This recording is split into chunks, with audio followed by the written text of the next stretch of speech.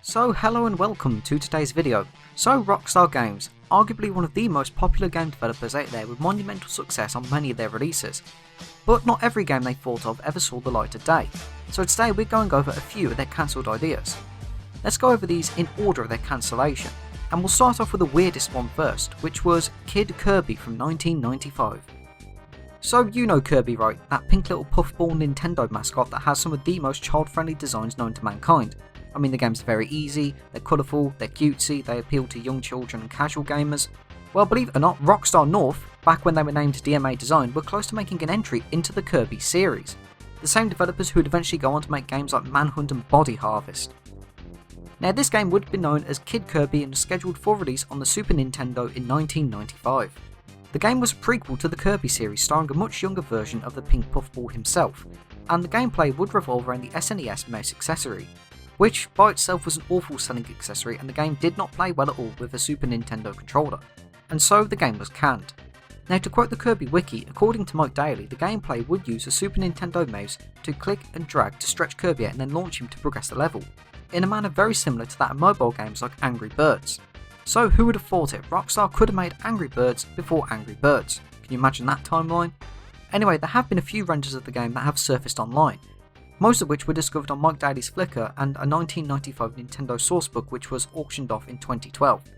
But no actual gameplay exists of this, even though Mike claims there was a fully playable demo at some point, but it's currently lost to time. So who knows, maybe in a few years this will leak itself onto the internet. Race and Chase 1995. The grandfather to Grand Theft Auto, Race and Chase would have you take the role of either the police or a criminal and engage in police chases or street races. Design documents and a few in-game screenshots have surfaced online, but as far as I'm aware, no actual gameplay. The game was in a top-down perspective and offered a large variety of game modes, such as Cannonball Run, which was a simple race from point A to point B, where you could take any route you wanted. Design documents hint at this being multiple levels.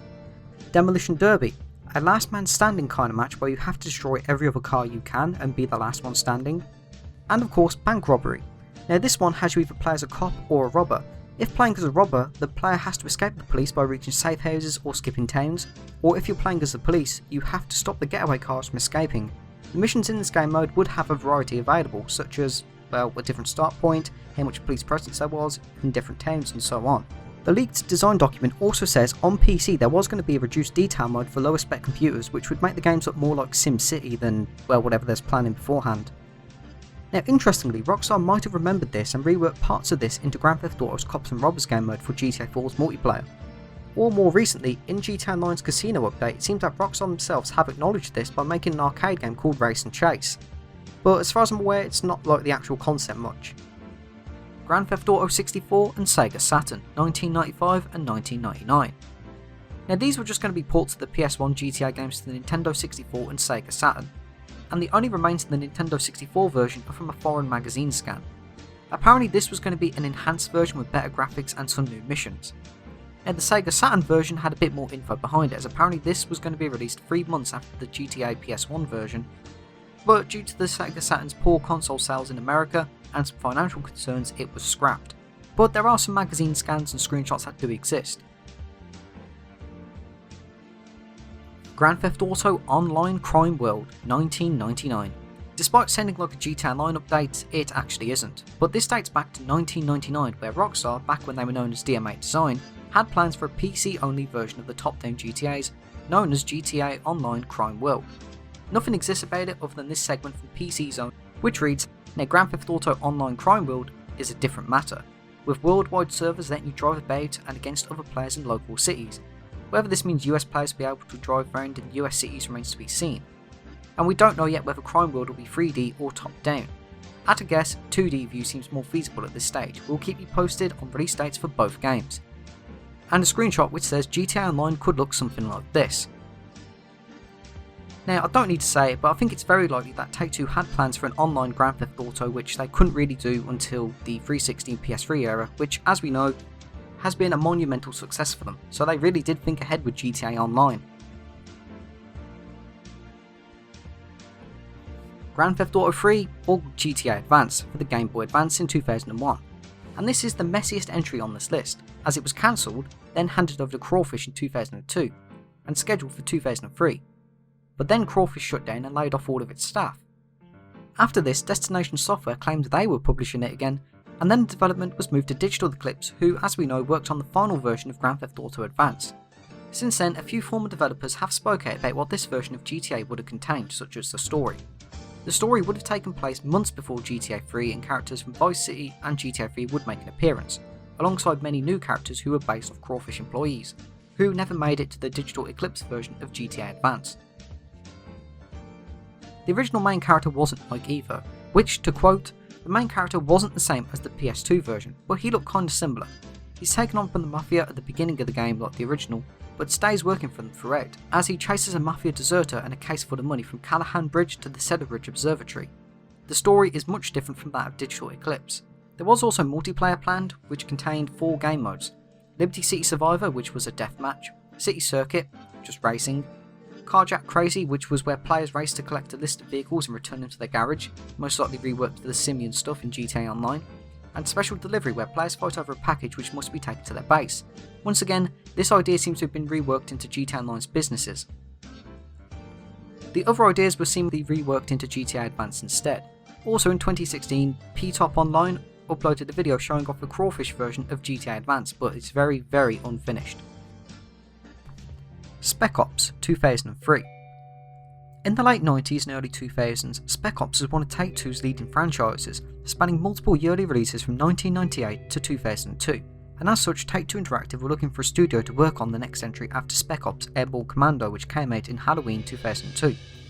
Now, very shortly after acquiring Barking Dog Studios and reworking them into Rockstar Vancouver, there were plans to have the newly acquired studio work on a new entry into the Spec Ops series. But this was cancelled due to unknown reasons, and the studio got down to working on Buddy instead. One thing is confirmed is that the band, the Queens of the Stone Age, were going to be working on the soundtrack to the game, which was confirmed by singer Josh Homme in an interview with MTV. Now, the Spec Ops series as a whole was actually scrapped for over a decade before the series was rebooted in 2012 with Spec Ops The Line. But this was actually made by 2K, not any of Rockstar Studios, which is unknown if this version of the game used any ideas from the original 2002 version or not. The Warriors 2, aka We Are The Mods 2006. A spiritual successor to The Warriors was planned for a PS2 release, but it was then scrapped and moved to be one of Rockstar's first games on the Xbox 360. Now, this game was never formally announced, but it's only known because a former developer left some juicy info up on his website. The project had begun as a PlayStation 2 spiritual follow-up to the earlier hit The Warriors, but partway through the development cycle, Rockstar New York asked us to switch the mods from a 6th generation to a 7th generation development. That means changing it from PlayStation 2 to Xbox 360. Much of the content here reflects that change, with mods being the first 7th generation project the team had worked on. It was a learning experience for everyone involved. The game was similar in design to that of The Warriors, but it was set in 1960s England at the height of the mods versus the rockers era. Mods and rockers were two conflicting British youth subcultures in the early to mid 1960s to early 1970s. Media coverage of mods and rockers fighting in 1964 sparked a moral panic about British youth, and as such the two groups became stereotyped as being violent, unruly troublemakers. Think of it as modern day chavs and roadmen. Apparently this was canned because Rockstar Toronto, the studio who was tasked with working on this game, were told to go and work on Manhunt 2 instead. Bully 2 2008. Now, this is the one I talk about most on this channel, and I have an entire video dedicated to it, so I'll keep this part brief. After Bully's release on the PlayStation 2, Rockstar Vancouver were put straight to work on Max Payne 3, and when Rockstar were looking to port Bully to the Wii, Xbox 360 and PC, they hired Mad Dog Software to do the job. After Bully Scholarship Edition's release, they were merged into Rockstar Games and rebranded as Rockstar New England, and very shortly after the release of Scholarship Edition, they were put to work on developing Bully 2. Now, quite a lot of concept artwork from Bully 2 has surfaced, and so is a bit of the story. The concept artwork show a lot of the characters, many of whom are unnamed, and the concepts here also show where our game would have taken place. Another suburban-like town again, which is quite similar to Bulworth. The very basic part of the story would have had Jimmy Hopkins returning as the main protagonist again, and the story would have been seemingly based more around his home life at first, as apparently the sequel began with Jimmy going to his new stepfather's place, and after meeting his new step-siblings, who I assume are Pete-like characters, Jimmy would have been sent to a summer camp at some point. One can only assume what this would have meant. It could mean that his father would have been an antagonist or something like that, but either way, going off some of the concept artwork, it seems like Jimmy might have had a run-in with a couple of people at this camp. Either way, the summer camp thing probably confirms that this is either set a year after Bully, or straight after the events of the main game, as the main game did end in summer. Another confirmation was that in 2009, Sean Lee, the composer for the Bully soundtrack, confirmed he was working on the soundtrack in 2009 for Bully 2. And in 2019, another former employee for Rockstar New England confirmed they were working on some arcade minigames, but it's unknown if these arcade minigames were scrapped entirely, or instead they were repackaged into Grand Theft Auto's online casino update instead, for the arcade minigames that is. Now Bully 2 was sadly scrapped sometime in the mid-2010s. Agent 2009. Now Agent was a PS3 exclusive game and probably Rockstar's most infamous cancelled game, and apparently would have been one of their more linear games again, something akin to Manhunt and Max Payne as opposed to the open world of Bully, Red Dead and GTA. The story to Agent would have taken place in the darkest days of the 1970s Cold War and take players into the world of counterintelligence, espionage and political assassinations. The only confirmation was that it was going to be scheduled for 2010 and of course be a PS3 exclusive. Now the only confirmation that it was going to be scheduled for 2010 was actually in a Rockstar Newswire post where they actually did post this. That's why we're working hard on the lineup of PlayStation 3 releases for 2010 that we know you'll be very excited to play, including Red Dead Redemption, Max Payne 3, which itself was delayed in 2010 to 2011, then delayed again to 2012, and the PlayStation 3 exclusive Agent, which is a brand new title from Rockstar North, the creators of Grand Theft Auto. There was no official trailer or any promotional screenshots, but interestingly, in 2011, a Rockstar North artist actually had some art of the game posted on their portfolio. Now going off these, it looks like it could be based around Cuba. A few more years would pass and no more news of Agent would surface. But in 2015, more screenshots of Agent surfaced, or well, this time renders should I say. Now many of these renders seem to carry on the same theme as the original 2011 kind of style, sort of being more Cuban I guess you could say. Now much like Bully 2, concept artwork of Agent surfaced in 2017, one of which shows a snowy area with a flag which looks like it could be Austria if the flag was rotated, or Canada if they leaf. Now most of these also show a heavy snowy landscape which could also be Canada, as the Soviet Union's flag looks nothing like that. Now sadly nothing else is really known about Agent, like who our protagonist would be, who we'd be assassinating, or anything really. Now Agent has never officially been cancelled by Rockstar, but the trademark to the game expired in 2018 with the reason being Dead Project, and has not been updated since. Even though if you go to Rockstar's website, Agent still says it's coming soon for the PS3. But one thing is for certain though, had this game come out it probably would have been as controversial as Call of Duty Black Ops was, as in the first mission of that game you were tasked to assassinate Fidel Castro, and as we know Rockstar are quite known for their controversies, so who knows. But either way, it's very unlikely Agent will see the light of day. Manhunt 3 2010. I did a video on this a while back, so rather than repeat everything I said there, I'll briefly go over it. Rockstar Games did initially consider creating Manhunt 3 all the way back in 2010, June 2010 to be exact. The game was planned to be a PlayStation 3 exclusive game and would have utilised the PlayStation Move controllers rather than a traditional DualShock controller. Apparently it was scrapped before many concepts were even made. From research I found they only managed to do the base idea, such as a whole PS Move idea and a few character concepts, alongside a very incomplete story draft, which have remained in Rockstar's hands unlike the concepts for Agent and Bully 2. The official game was never announced, so naturally the cancellation reason was never given. Maybe because Take-Two didn't see motion-based games being profitable, or maybe because the entire Manhunt series was too much of a headache to develop for, seeing as all the previous games caused a lot of hassle. Bully 2, either 2011 or 2012.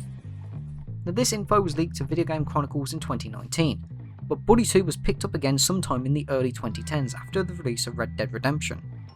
But unlike its earlier version, not much is known about this project other than it's been worked on by Rockstar New England again. A fully playable build was made, but there was a lot of internal conflicts surrounding on the game's design, such as where the game should be, school or college, or if Jimmy Hopkins should return or not. As such, most of the team were eventually put to work on Grand Theft Auto 5 instead, and the entire game was dropped due to a lack of momentum. Grand Theft Auto Single Player Stories 2015. Okay, that's not an official name in its own right, but seeing what Rockstar did with Red Dead Redemption, Undead Nightmare and GTA 4 episodes from Liberty City, it's possible that Rockstar would have made these standalone at some point. Anyway, Rockstar Games themselves confirmed single player DLC would carry on the adventures of Michael, Trevor and Franklin in late 2013 and scheduled for late 2014. But as we know, it's 2020 and we have absolutely no story continuation whatsoever. The last official mention of a single player DLC, I believe, was by Sean Fontana himself in an interview with Jack Thriller in December 2014, where Sean confirmed he was working on DLC and he said it would be massive. So maybe it was delayed internally and then scheduled for 2015 to coincide with a PC version, so PC gamers would have something new to play rather than just playing the same story that's been spoiled for years at this point. Apparently there were at least 2 known DLCs planned. One was going to involve Trevor Phillips and the IAA, another one was going to involve either aliens or zombies. Now the plots of these DLCs are mostly unknown, so I can't say if the zombie one was going to be akin to Undead Nightmare, which was in an alternate timeline, or if it was going to be a result of something that happened in the IAA DLC. After all, government hiding alien secrets is a very common theory. According to rumours, most of these DLCs were scrapped entirely and reworked into Grand Theft Auto Online updates instead, such as the Doomsday Heist and the Casino one. And some assets made for the DLC, such as the laser guns, the up-atom weapon, jetpack and alien costumes, were moved to GTA Online instead. So unlike other games on this list, GTA 5 single player DLC is very unlikely to ever surface. But that's just a small handful of Rockstar games that were cancelled. I hope you enjoyed this video. If you did, be sure to leave a like. So thank you for watching and have a great day.